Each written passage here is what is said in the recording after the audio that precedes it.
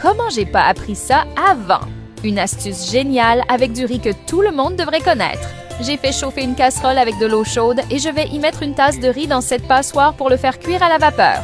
Laisse cuire pendant 15 minutes ou jusqu'à ce que le riz soit comme tu l'aimes. Une fois bien cuit, je transfère tout dans un robot culinaire. Et j'ajoute un blanc de poulet coupé en dés. On referme et on mixe jusqu'à avoir une texture homogène. Ce que j'adore dans cette recette, c'est que tu peux la faire hyper vite avec très peu d'ingrédients. C'est devenu un classique à la maison. C'est le genre de plat que tu goûtes une fois et t'oublies jamais. Après avoir bien mixé, je mets la pâte dans un saladier. Il n'y a pas de secret, il suffit de suivre les étapes. Tu vas voir, c'est super simple à faire.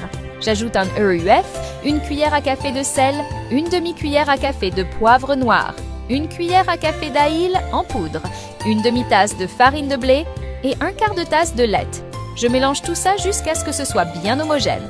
Et avant que j'oublie, dis-moi de quelle ville tu nous regardes pour que je puisse t'envoyer une petite dédicace. Aujourd'hui, le bisou va pour Émilien Dubois de Clermont-Ferrand. Trop content que tu kiffes nos recettes.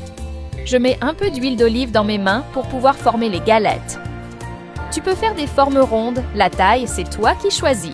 C'est une recette toute simple, mais le secret est dans la combinaison des ingrédients. Si tu respectes bien les quantités, ça va être parfait, comme chez moi. J'adore partager des recettes originales comme celle-ci, c'est ma façon de dire merci pour tout votre soutien.